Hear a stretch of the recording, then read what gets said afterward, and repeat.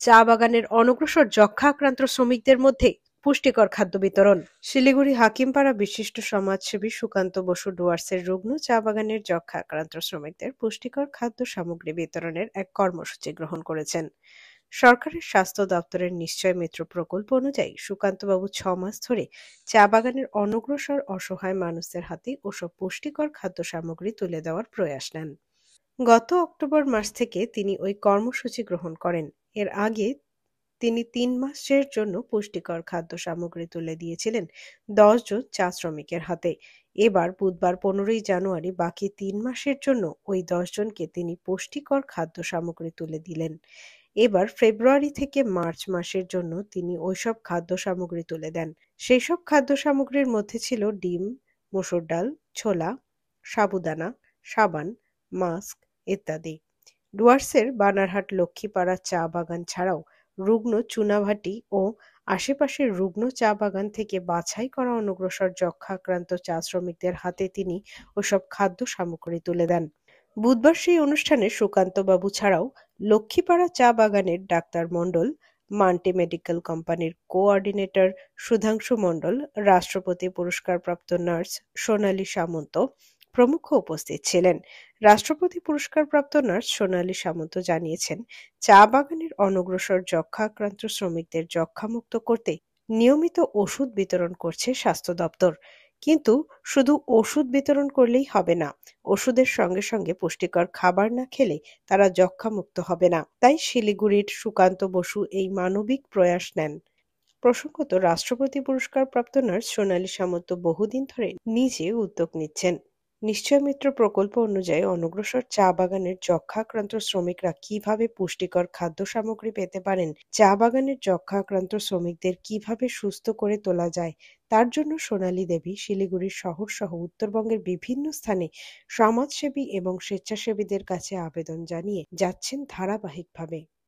থাকে কিন্তু ইসিজি মেশিনটা আমরা যদি সেট করে দিই, পেশেন্টের সংখ্যা লাগবে আমাদের ১০-১৫ জন পেশেন্ট হলে একেবারে করে দিয়ে যাবে। সেই পরিষেবাও ওনাদের কাছে আছে। আগে ওনারা এক্সরে সার্ভিসটাও দিত, কিন্তু এক্সরেটা কোনো কারণে বন্ধ হয়ে গেছে, ওনাদের কাছে হয়তো এখন টেকনিশিয়ান নেই। সে যাই হোক। और ये जो है आपका 3 महीना को देख लीजिए, ठीक है। इसमें साबुन वुन दिया हुआ है, ऑन टाइम वो सफाई रहेगा, क्योंकि घर में तो दूसरा आदमी भी है ना, वो देखना पड़ता है, ठीक है। ये ले जाइए। इसमें वो जो আজ আমার লক্ষ্মীপাড়া টিজিএসএসকে তে শিলিগুড়ি থেকে এসছেন সোশ্যাল ওয়ার্কার সুকান্ত বসু। দাদাকে আমি দাদা বলেই ডাকি। তো দাদা ৬ মাস ধরে যে সমস্ত পেশেন্টের টিবি ওষুধ স্টার্ট হয়েছে, তাদের সাথে ওষুধের সাথে সাথে খাদ্যদ্রব্য, নিউট্রিশনাল সাপ্লিমেন্ট এগুলো যথেষ্ট পরিমাণে এবং সঠিক পরিমাণে পায়, সে দায়িত্ব দাদা নিয়েছে। তো দাদাকে অসংখ্য ধন্যবাদ। দাদা আজকে এসে জানুয়ারি, ফেব্রুয়ারি, মার্চ ৩ মাস এবং অক্টোবর থেকে এই প্রোগ্রামটা স্টার্ট করেছিল, টোটাল আজ কমপ্লিট হয়ে গেল।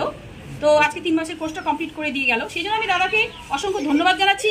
আমি আমার আশা দিদিদেরকেও ধন্যবাদ জানাচ্ছি, পেশেন্টদেরকেও ধন্যবাদ জানাচ্ছি, কারণ তারা সকাল থেকে এসে বসে আছে। দিদিরাও লাইন ঘুরে এই সমস্ত পেশেন্টকে খবর দিয়ে তাদেরকে জোগাড় করেছে।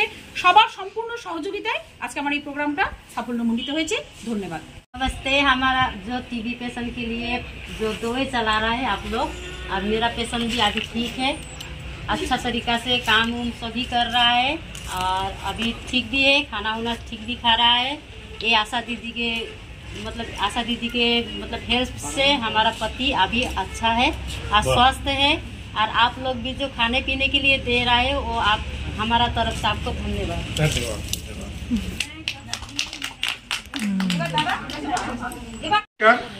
আমি সুকান্ত বসু, আমি একজন সোশ্যাল ওয়ার্কার। আমি শিলিগুড়ি থেকে এসেছি।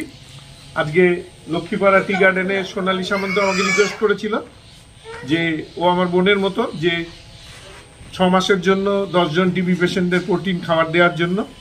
তা আমি অক্টোবর মাসে ওকে এটা কথা দিয়েছিলাম এবং ওই অক্টোবর মাসেই অক্টোবর, নভেম্বর, ডিসেম্বর ৩ মাসেরটা দিয়ে গেছি। আজকে জানুয়ারি, ফেব্রুয়ারি, মার্চ ওই ৩ মাসেরটা দিয়ে গেলাম। ৬ মাসের যেটা আমি ওকে কথা দিয়েছিলাম সেটা আজকে সম্পূর্ণ হলো। ওর এবং এখানকার আশা দিদিরা খুবই হেল্পফুল। আমি এর আগেও অনেক কাজ করেছি এই লক্ষ্মীপাড়া টি এস্টেটে এবং ওরা খুব আমাকে হেল্প করেছে। তো থ্যাংক ইউ। আমার প্রাপ্য না, ওদের প্রাপ্য, যেহেতু ওরা আমাকে অ্যাসিস্ট করেছে। ওদের কোঅপারেশনটার জন্যই আমি সকলকে ধন্যবাদ জানাই। নমস্কার।